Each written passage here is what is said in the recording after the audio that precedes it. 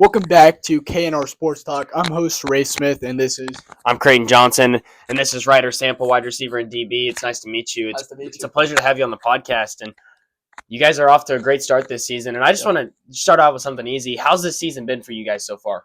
Well, we came into the season knowing the kind of talent we had, and we just had a great group of guys. We were coming there every day over the summer, just ready to work. We were pushing ourselves in the weight room and pushing ourselves in the field, and we wanted that to transfer over into the season, and we want to have a great season this year, and we're off to a good start.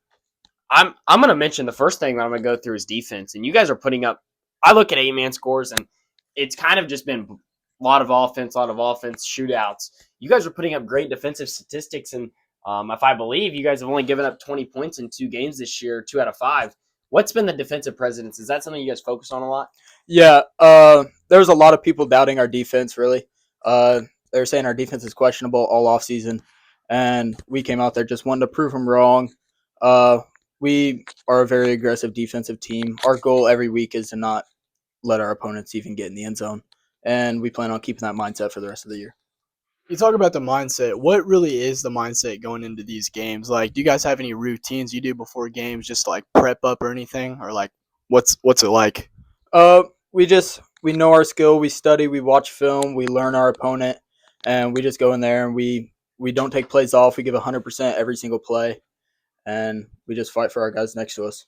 That's really good. That's really good for you guys and your program. Let's talk a little bit about offense. Okay, so we got Ryder here. Ryder, dog. We got let's see, we got 15 receiving catches. We got 331 yards with 10 touchdowns.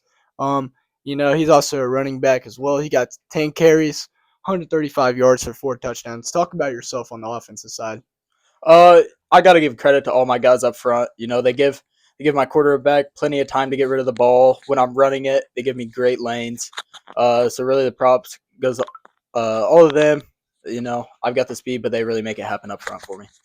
Now I've never watched I've watched 8-man football, of course, but I've never sat down and like really examined it.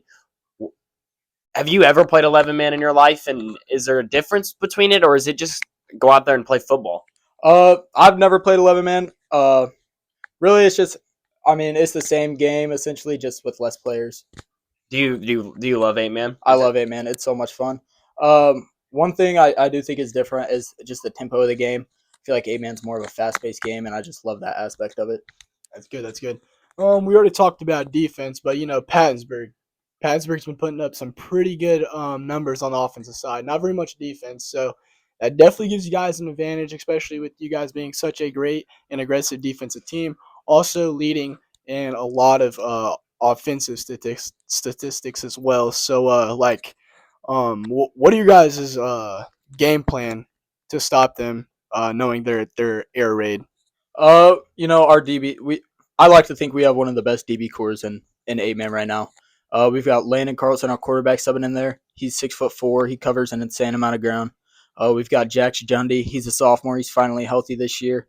Caden Wayne's got stepped up. He's taken over a big part. And then I'm in there too.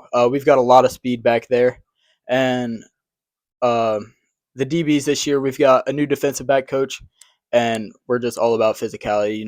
We're pressing. We don't want them to even get off the line. And this week we've been watching film hard. We're studying the tendencies of the guys we're going to guard, and I think we're prepared. So you're a senior, correct? That's correct, yeah. So this is the second time you're heading to Pattonsburg. Mm-hmm. Is that correct? Yeah. You went there your sophomore year? Yep. Is that an atmosphere that kind of scares you for your team, or have you played in a more difficult atmosphere? Sorry, guys, I can't talk. Or it's their homecoming also, and I don't know if you played on their homecoming your sophomore year. Yep, both years homecoming. So is that something that's special for you to go ruin a homecoming, or is it let's go out there and let's just beat Pattonsburg? Yeah, no, we love ruining homecomings. It's our favorite thing to do. We go in there, and our mindsets don't change. Every week it's to go out there and just out-aggressive the opponents. But this week, since my sophomore year, we've kind of had a little bit of a chippiness with Pattonsburg. We don't really like them. They don't really like us. But we just want to go in there and we just want to put our foot on their necks and just not let up the whole game. So I wanted to ask you, do you clarify this as a rivalry game? Or is it kind of I just don't like you, you It- don't like us, I'd say it's more of just I don't like you, you don't like us. than a physical Yeah, rivalry game? yeah. Now, who is your guys' main rival if it's not Pattonsburg this year?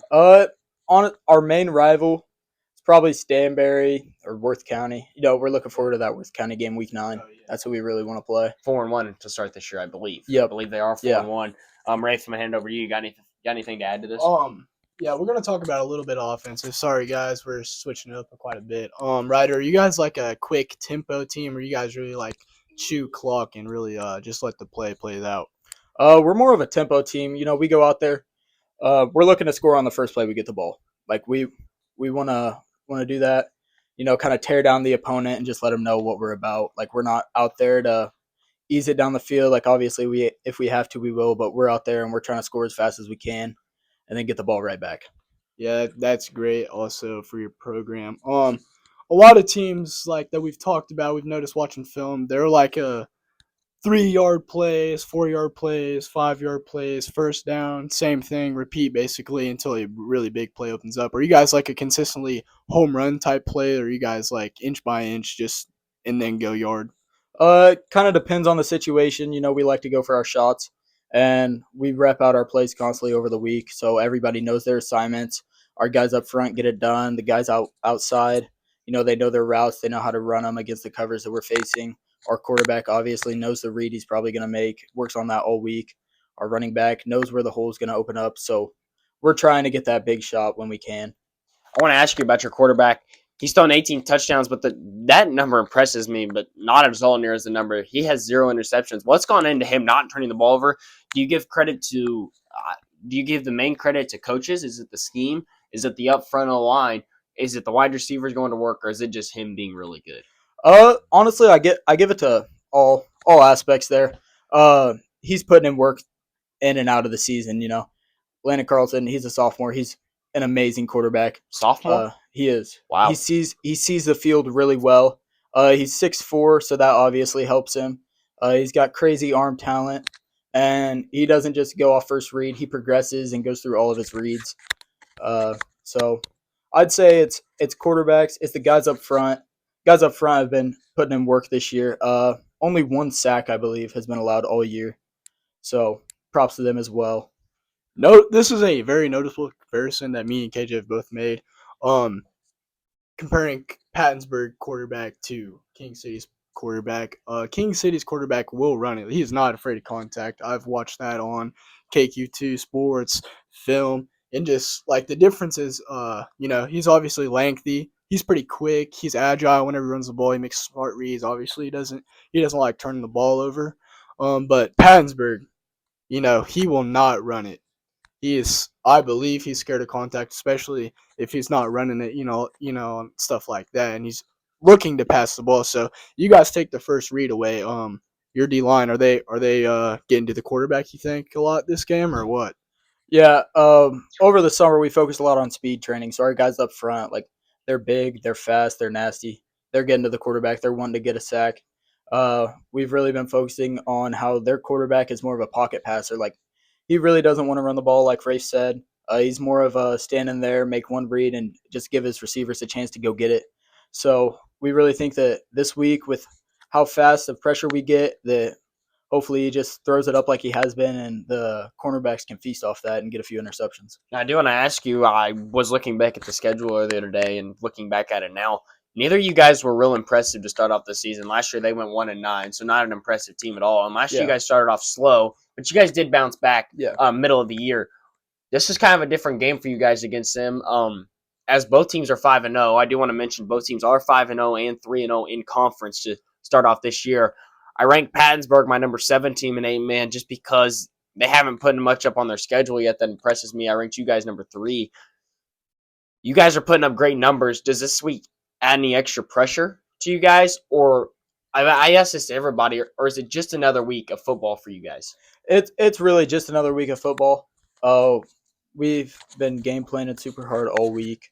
Been focusing on our assignments. We're trying not to let what other people outside of us are saying. We just want to go in there, and we just want to play how we could play. just to piggyback off of that, all eyes are going to be on you guys this week. At least people who tune into our podcast. It is game of the week. So does that change your mindset for anything?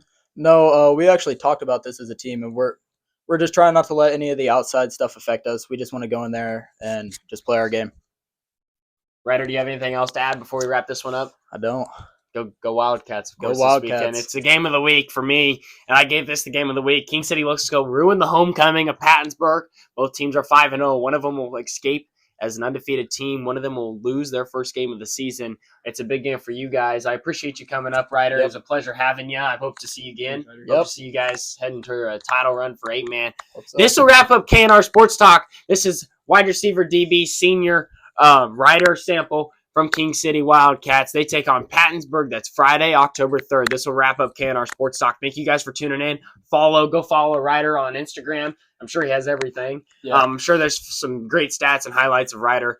Tune in to King City. This will be a good game this week. Thank you guys for joining us on KNR Sports Talk. We'll see you next time.